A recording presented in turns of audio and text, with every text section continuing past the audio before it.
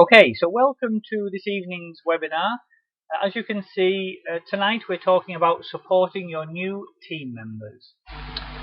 And this is number 5 in a series of 8 trainings that I do online every Wednesday night, well, most Wednesday nights, at the same time, 8 o'clock. And as you can see there, the first 3 really are to do with the retail side of the business, getting started, your first few weeks, that sort of thing. Last week and this week are about the team building side of the business, getting started, helping new team members get started. And then the next 3 are about your personal development. Because, to be honest, in this business, within kind of a couple of weeks, you will have most of the skills that you need to earn money. You'll know how to put your catalogs out, you'll know how to post things on Facebook, you might even know how to sponsor a new team member. So the skills that you need are very simple and easy to learn, but it's often your own personal development that you need to spend more time working on. So that's why we have 3 different areas that cover that. And I record all of these trainings, so if you miss any of tonight's, or if, for example, Jan, I'm guessing you've just started, so if you wanted to watch number 1, getting started, you don't have to wait 4 or 5 weeks till we get round to then. They're all recorded, and I'll show you at the end of the training where the recordings are. So tonight, what are we going to be talking about? So I'm talking a little bit about the numbers. When you're recruiting new team members, it's useful to understand a little bit about how many people will join your team, how much effort you have to put in, and so on. And I talk a lot about the first 7 days, which are really, really important in getting a new person off to the best possible start. There are ups and downs in this business, so it's really useful to anticipate early problems that your new starter might have and be able to help them with those before they become a big issue. Help them to keep track, because most new starters have a kind of an idea of how much they're wanting to earn on the business and a bit of an idea of how much effort that will take. But with your help and guidance, you can make sure that they do hit those targets. Excuse me. The importance of their first meetings, obviously all of you guys are here, so online meetings are a useful part of the whole kind of network of training. And one thing that I recommend that you do is have a bit of a checklist for what to do when a new member joins your team, a new starter joins your team. So, last week I talked about how to find new team members, all about team building, different ways to advertise, to talk to people, to find somebody who might be interested in earning a bit of extra money. And today we start off with when one of your new prospects has joined up in your team and you've got your first team member. And this is where the business gets really exciting, actually. But it's also where the hard work begins. You might have thought, if you've been delivering lots of catalogs or you've been posting things on Facebook and had good days and bad days and had customers not turn up for their goods and people want to return things, you might have thought you've been working hard anyway. But the really hard work begins when you start helping your team members. And somebody once said, and this is, in my experience, this is very true, your success in this business will be in direct proportion to the amount of frustration you can deal with. If you get frustrated by people not seeing things the same way that you do, or not being able to pick things up as quickly as you do, or needing to go through the training a few more times, if you get frustrated about that, and you start supporting your team members with less enthusiasm than you normally do, then you're doing them an injustice and your business will suffer as a result. However, one of the things that's really, really important is that you only need 5 serious people to build a hugely successful business. Sometimes if you go to a meeting, especially if it's like a large meeting with the head of a large team doing some talking, then you might sort of see, oh, there's 100, 150, 200 people in this room. That guy must have been working really, really hard recruiting all of these. The reality will be that in that room, that person probably only recruited 5, 6, 7 people himself, but those 5, 6, 7 people probably recruited 5, 6 or 7 people in the room, and each of those probably recruited a few more, and each of those brought along 1 or 2 guests as well. So the 200 people in the room are all in the team of the one person at the front, but you don't have to recruit everybody in your team. And that's why the duplication side of the business is such an important part. So, when somebody joins the business, there's a couple of things to be aware of. The care and support that you give them is the biggest impact you can have on their success. Now, what's important there is to realise it's the biggest impact that you can have. The reality is, they themselves obviously have the biggest impact. But how you care and support for them is the most important thing that you can do. And it's really, really important to understand that not everybody will join Kleeneze with the same enthusiasm and desires as you and the same work ethic, and that some of them will decide it's just not right for me for whatever reason. For some people, they just don't have the work ethic. Some people, things go wrong at the time. I've had people join the business, 2 or 3 weeks later they have a death in the family or some family crisis or something, and they just can't put their energies into the business. They leave it for 2 or 3 weeks, and then when they kind of want to get started again, they find they've lost their enthusiasm. So there's lots of reasons why people will leave. All that you can do is ask yourself, did you do everything you could to support them? Because if you bring somebody into the team and they're full of enthusiasm and they want to learn, and you just leave them to get on with it, then most people would leave in that situation. There will be some who will join your team who are very independent. They will just go out of their way to find whatever they need to run a successful business. But the majority, especially at the beginning, need a lot of help and support from you. So you need to be prepared to give them that. So a good thing to bear in mind is to keep in touch. Constant communication keeps people inspired.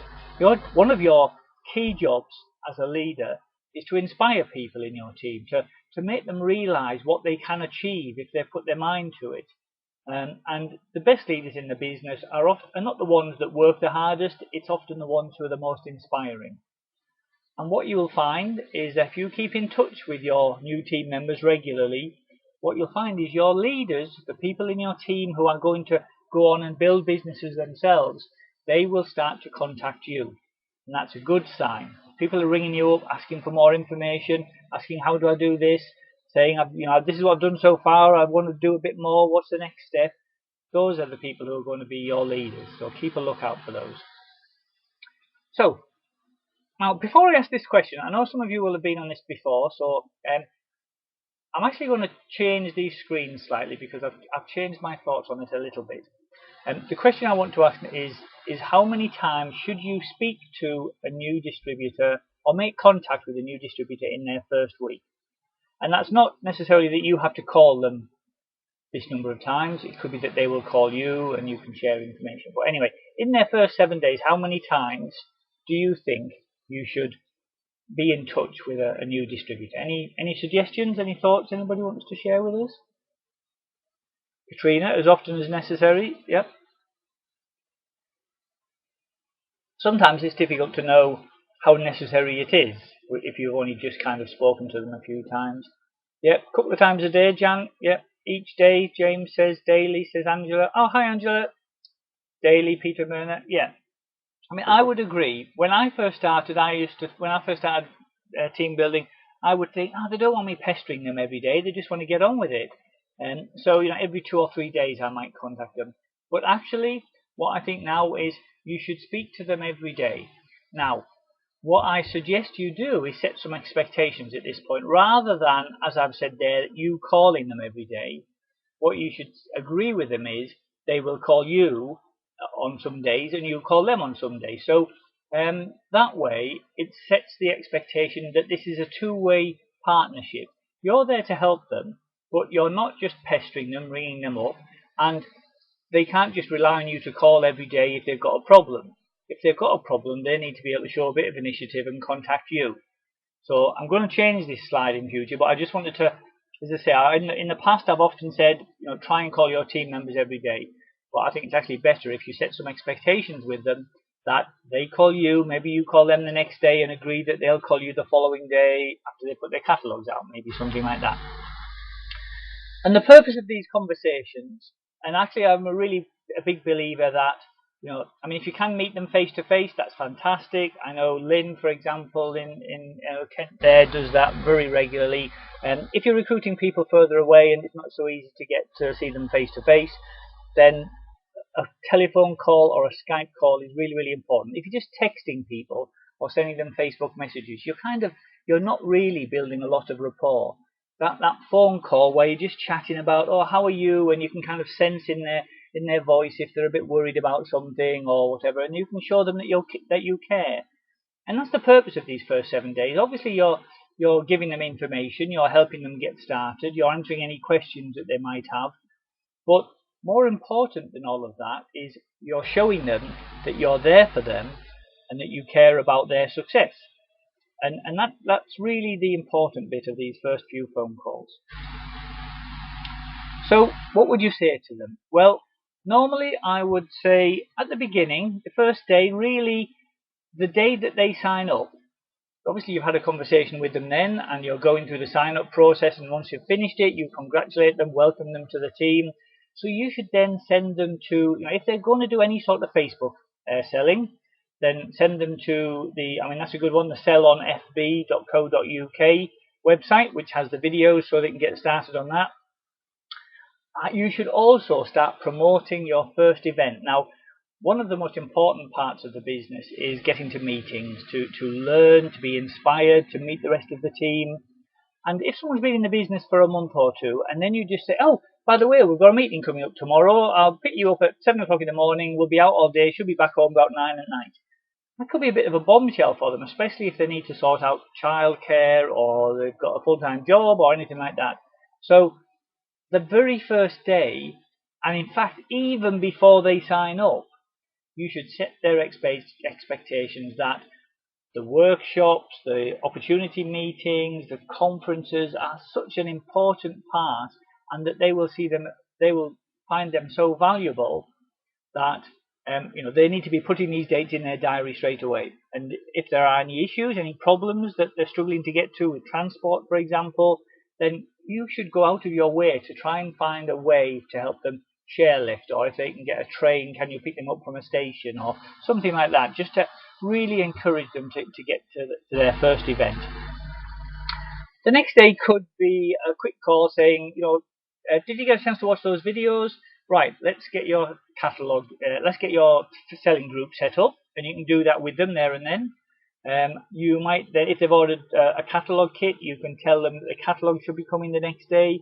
I always ring head office just to double check that what day the catalogues are coming, because if you miss the kind of 3 o'clock deadline, sometimes it might take an extra day depending on what time the actual sign up went through. So obviously you can call them to let them know when their catalogues are coming, so they know if they're going to have to stay in. You can explain a bit about parcel force coming at different times of the day and so on. What I would normally do in the second day is go through what I call a getting started appointment. So that's really it's a bit of a chat really, but it's a bit more formal, where you get to understand what their reasons are for joining Kleeneze. Because to be honest, I've been in the business for 7 or 8 years now, and I've never met anybody who joins because they have a passion for delivering catalogues. Most people join because they have a problem they want to solve. Now, it might be they're stressed out at work and they just want to be able to work for themselves. It might be they're struggling with money and they need to earn a bit of extra money. It might be that they're worried about a pension and they want something to keep them active, so they just want to be able to go out and deliver some catalogues in the neighbourhood, that sort of thing. So the Getting Started appointment really gives you a good idea of what it is they're looking for, and what their goals are, so setting some short-term goals and some medium-term goals that you can help them achieve, and then making sure that they've kind of got everything they need to get started. So, have they watched the Facebook videos? Have they got their selling group set up? Have they joined the local group? All those sorts of things. You can just, it's kind of like a quick check, but that's something that you can do again, either through Skype or face-to-face if they're local to you, or over the phone if nothing else. The next day might be something like, have the catalogues arrived okay? Have you started joining the local Facebook groups? Whatever the next step might be with them. And this is really just to give you an idea, because some people will be really excited about it, and on the same evening that they sign up, they will have set their Facebook side of things up. They'll have joined some local groups, and they'll already be advertising, and they will have sold their first thing. So obviously the conversation will vary dependent on how quick the new starter gets up to speed. Again, day 3 is probably a really good opportunity just to remind them about the next event. If there's something coming up this weekend, or a local opportunity meeting coming up the following week, just remind them about that. Say, did you manage to get something sorted out to look after the little one? And all those sorts of things. Day 4 could just be a kind of how's it going, how's things going, if you've got some orders. And a really powerful thing to do is to recognize and congratulate achievements. So that can just be they've got their first order through a Facebook group, or they did their first pickup from their catalogues, or they managed to get all 250 catalogues out in one afternoon, or they've kind of started their local group and they've already got 100 new people joined in their own Facebook selling group. Whatever it is, congratulate them and recognize their hard work. Even if you might be thinking, oh crikey, well, they've had the catalogues a couple of days now. It's about time they did get them out. But you don't know what their situation is, and so you kind of have to congratulate them and inspire them to keep doing what they're doing. Day 5 could just be something like, any questions? How's everything going? Maybe they've got enough to put their first order in, and you can help them do that. That's a great thing to do. And again, congratulate them on that. That's a great thing to do. Day 6 something similar. And then maybe, depending on when they put their order in, if their first order has arrived, you can explain to them about what to do with the money they get from the customers, and all those sorts of things. So that's just a bit of guidance, really. The important thing here is to think every day during the first week you should be in touch with them. And ideally, I would say you should be calling them 3 or 4 times, and they should be calling you 3 or 4 times, so that during the week you've got this kind of a kind of relationship going on where they're not just sitting at home waiting for you to call them to tell them what to do next. You need to get them to show some initiative, to do some things for themselves, because they are self-employed now, and you need them to keep you informed of what's going on, so that if they've got any queries, or if they start doing something that's not quite right, then the sooner you know about it, the better. If they've kind of forgotten to put the day slips in the catalogues when they deliver them, or something like that, you want to know that as soon as possible, rather than once they've put 250 catalogues out. Okay, so that first week, as I said, is about building that rapport, getting to understand their needs, and helping them to get on track, really, and make a good start. It's also important to anticipate and eliminate the sorts of things that can go wrong. So one thing that happens is a lot of new distributors, if they don't send their photo in during the sign-up process, then they need to send a photo in usually during their first 28 days. Otherwise, if Kleeneze, if head office realise they don't have a photo, then they will send them an email to remind them. And I think, depending on how long it takes, I can't remember exactly, but it can be that your account can be put on hold if you don't send a photo in. So make sure that's done. You don't want to have a problem putting an order in just before a bonus is due because you'd forgotten to send your photo in a week earlier. Really good idea to inoculate people against failure. And what I mean by that is building your own successful Kleeneze business is not just a smooth journey to success.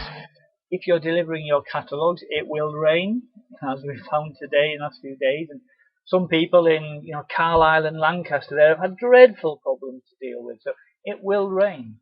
And you will have good pickups and you will have bad pickups where you don't get many orders. You will have grumpy so-and-sos. You'll post something on Facebook and I guarantee you will have somebody says, oh, you can buy that cheaper down at Poundland.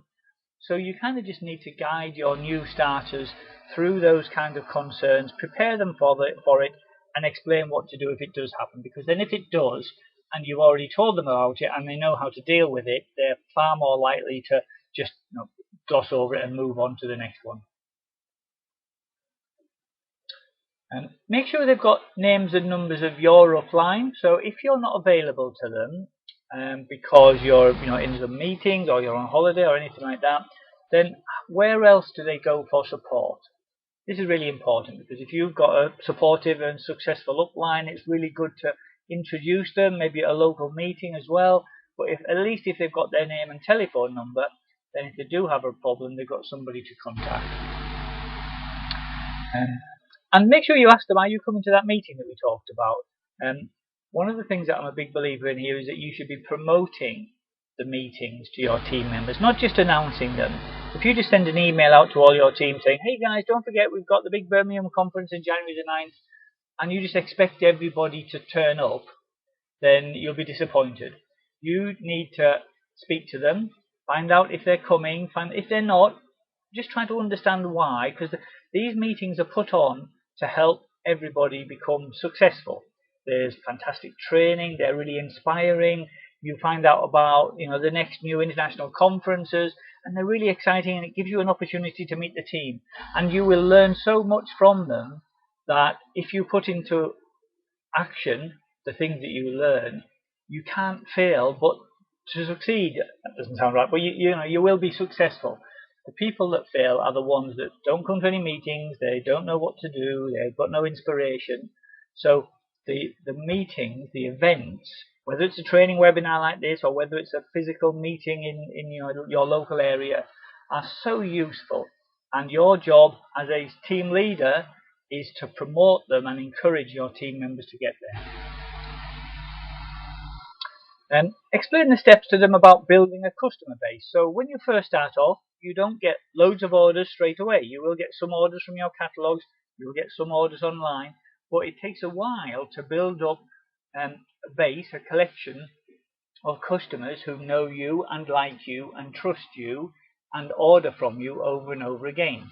So you need to explain that to them, as it doesn't happen overnight, so that they can start to see as their customer base grows and it becomes easier and easier and they get more orders for the same amount of effort that they're putting in.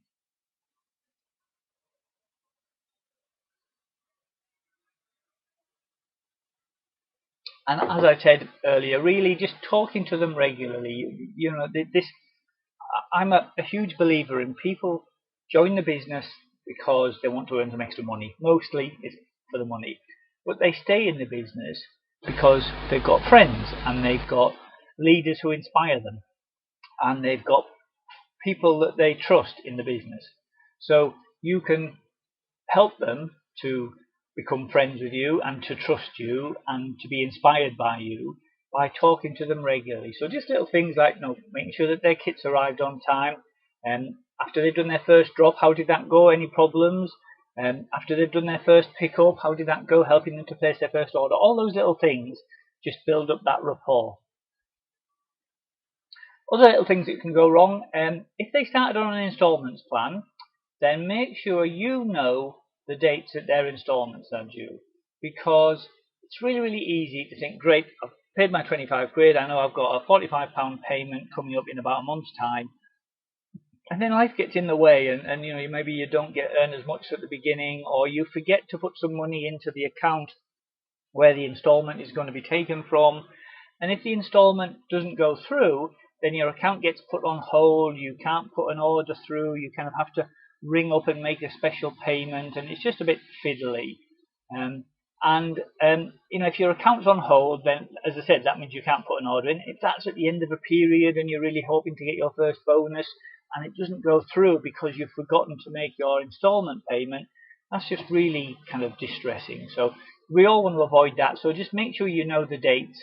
So a day or two before, you can have a conversation with them, make sure that the money that they owe, the £45 payment or whatever it is from the installment, is in the account that and it's the card that they used to pay their £25.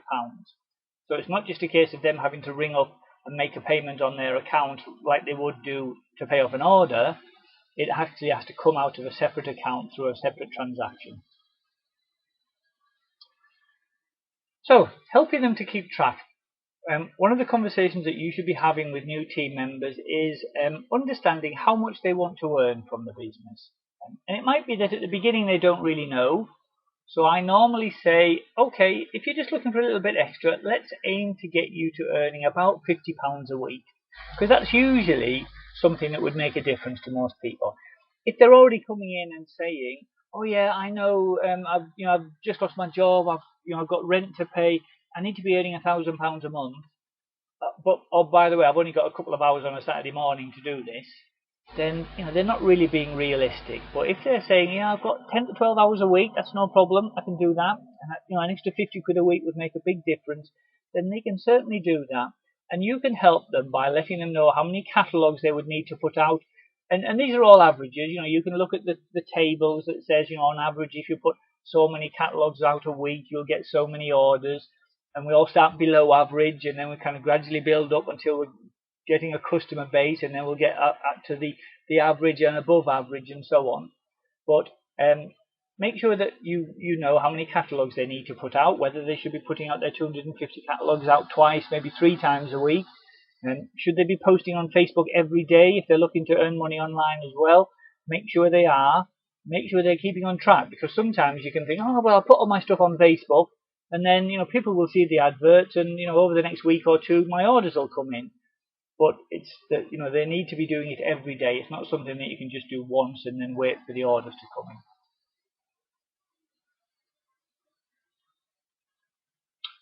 So as I said, keep track of their orders, make sure that they understand if they're getting close to a bonus. A lot of people don't really understand when they first start off what the 28-day period is, and obviously depending on when they started during the period. So make sure you kind of explain that with them, so they kind of understand the importance of planning their orders for the last Thursday of the period. And just helping them to set their first goals. The 30-day challenge is a really great challenge now, where you can get extra catalogues, you can get leads, and even if as a new starter you're not interested in doing catalogues, it's useful to have some catalogues anyway to give to your first customers. Your online customers will often really like having a catalogue to look through. So get yourself some free catalogues in the 30-day challenge. If you don't want loads, then get some of the 20 free leads, because your sponsor can then find, can help you learn how to speak to those leads, and maybe find yourself your first team member as well. So the 30-day challenge is really important, because you only have that once in your first 30 days. That 10% bonus level is a great thing to get, because then, as well as all of your commission from your orders, you're obviously getting a bonus as well at the end of the period, which is great. And the 90-day challenge, actually, I need to remove that. We don't do the 90-day challenge anymore. That's something we used to do, but so ignore that one. To update my slides. Okay, I think I've hammered this a little bit, but I really am a big believer that you as a leader, you as a team leader, should go to all of your local meetings and trainings and the webinars. Now, you guys obviously all do, which is fantastic.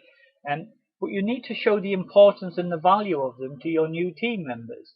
And if it's difficult for them to get to a meeting, then one of your jobs is to help them solve that problem. What is the difficulty? Is it that they don't have transport? Can you pick them up? Can you arrange for a share lift? Can you, if they don't have transport, often people will know what local buses and trains there are, because if they don't drive themselves, then how else do they get about? So you might say to them, "Well, I tell you what, if you get the bus into the town centre, then I can pick you up at the bus stop and then just take you to the venue." So, whatever the reasons are that they can't go, see if you can help them solve it. Your job as a leader is to help people solve problems. And I'm a big believer in being the leader you seek. Sometimes you think, "Oh, well, if I had a big team, then I'd be able to support them a bit better." Or, "Well, my sponsor's been in the business a lot longer than me, he should be doing these things." But actually, if you're showing some leadership, if you're wanting to become a team leader yourself, then you need to show that leadership yourself. Okay, I mentioned right at the beginning, I'm a big believer in lists. Some people don't like lists, some people do. I put my hand up and say I have lists of lists. And one of the things that I really like to do is, whenever I've got a new team member, I like to sort of think, okay, what do they need when they're first starting off? And there's all sorts of things. I'm not going to go through all the details on here, but the purpose of this is just to say, if you've got a new team member starting, you need to show them where the Facebook training is, for example. You need to make sure they've got their selling group set up. You need to make sure that they're in 50 local groups. If they've got their catalogues, you need to show them how to prepare a catalogue pack. And when they're ready to put their order in, you need to show them how to put their order in. Now, some people will be independent and work out all of this, and that's fine. On your checklist, you can just simply tick off the things as you discuss it with them. If they need help, fantastic. If they don't need help, fantastic. But make sure you've asked a question so you can tick it off. And having a list of the things that you go through with them, make sure that they get the best support that you can. And you will occasionally find somebody has a bit of a problem and you think, you know what, I should have shown them how to do that just after they started. And that's okay. You can show them now, and then you can add them to your list so that for any future team members, you don't miss that bit out again. Now, from your point of view, as well as supporting your team member, you need to understand about your PSG, that's your personal sales group. So that's basically, if you're new in the business, what that means is you and any people in your team who have not yet achieved the level of gold distributor. So when you're first starting off, that will just be everybody in your team, basically. And it's really important to track your PSG, your personal sales group, because this is what determines your bonuses. So it's not just your own personal sales, it's your sales, it's the sales of people who you've recruited into your team. And it's a good thing to do to see if things are improving for you. If you join this business because you want to get an increased income or increased freedom by having residual income, then your business needs to grow. So each period you should be checking how many active distributors have I got? Is that going up? Am I doing the right things by bringing enough people in? And by an active distributor, I just mean somebody who's placed an order. If they haven't placed an order in the whole month, they may have reasons why not, but typically it's because they've kind of given up on the business, and so they're not really active with you. They may still be in the business and they may become active again, but you're looking to build on the number of active distributors you've got. How many new distributors have you brought in each period? You need to be recruiting. I would say if you're looking to build a business that grows significantly, you need to be bringing in at least one new distributor a week. Now, that might sound a lot if you just started, so don't panic. I don't expect you to get there straight away, but that's a goal to aim for. You will find the top distributors are bringing in 2, 3, 4, 5 new distributors every week. But for you, a goal to start off would be to try to aim to get one a week. And obviously you need to get to learn all about how to generate leads, how to send people information, how to show them the business. I'm not going to explain that to you in this training, but there's lots of training about that. You should also think about how many serious distributors you've got in your team. And I'm not going to explain to you what a serious distributor is. You kind of know if you've got somebody who's serious because they turn up at the meetings without you asking them. They're building their own retail. They're asking, how do I learn this? How do I do that? You will know if somebody's serious. And you need to know what are your achieved sales, what are your bonus points in the period, because that sets your bonuses, and then hopefully you can see your business growing and growing and growing each period. Jim Rohn talks about having measurable improvement in reasonable time. So I don't say, well, you should be, every period you should be gaining an extra 5,000 bonus points or anything like that. As long as you're improving at the rate that you're happy with and that reflects the effort that you've put in, and as long as it's measurable, if it's so small you can't really tell whether you've had a good period or not, then that's probably not really improvement. Okay, just about coming to the end now, guys. So it's overrun a little bit. I like to try and finish by about 8:30. Quick question for you then, see if you're all still awake. Right at the beginning I asked how many serious people do you need in your team to build a successful business? Can anyone remember? Oh, Katrina reckons 5. Anybody else got any thoughts? Oh, Big Bad Wolf says 5 as well.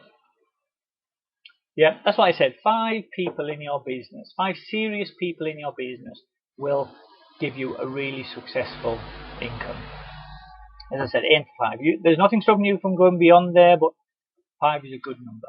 Okay, how often should you speak to a new starter in their first week? Anybody remember what I said? Yep, every day, Saida, well done. Katrina, thank you. Yep, yep. Daily, James, well done. Yep. So every day I've said, and as I say, I'm going to change that. I don't believe you should call them every day. I think you should agree with them that maybe they will call you the next day after they put their catalogues out or when their catalogues arrive, just to get them into the habit of calling you so they know it's okay to call. Sometimes new distributors are very nervous of calling you because they think, oh, you're so busy, you'll call me when you've got a spare minute. And the trouble is, if they start thinking that, they will never ever call you because they're nervous that they're disturbing you. So you need to tell them it's okay to call any time. And even if you can't answer, just say, you'll call them back as soon as you've got a moment. So yeah, every day in their first week at least. Okay, pretty much wrapped up now. So what I covered was understanding the numbers, just realizing that not everybody who joins will stay in the business forever. Sometimes it's just not the right time. And the importance of those first 7 days, I talked a bit about anticipating those early problems, especially like installments, and the grumpies there's always some grumpy on every street. And when you're delivering your catalogues, and just the beauty of that is once you've found him, you cross them off your list and you don't need to see them anymore. Helping them to keep track so they're on target for bonuses and their earnings, getting them to their first meeting so they can see how valuable they are, and a personal one for me, have a little checklist, because checklists are good.